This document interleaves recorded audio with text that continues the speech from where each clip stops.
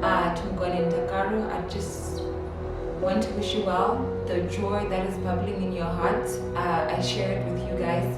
It's also running through my heart as well. I'm so happy for you guys, and I know that you guys are going to have such a beautiful life together, and I pray that God gives you guys all the desires of your heart. Mukona is becoming Miss Mbulaheni.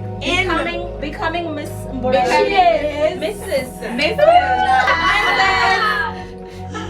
Again. The preparations were nice at first. Everything was sorted. But come last minute, everything went south. Like south. It was full of tears and drama and everything. But then at the end, everything went well. And today I am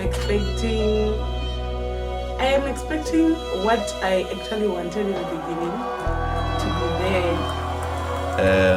And most importantly, I want to see my beautiful bride walking down the aisle. So I think if I see people smiling and enjoying. I'm so excited.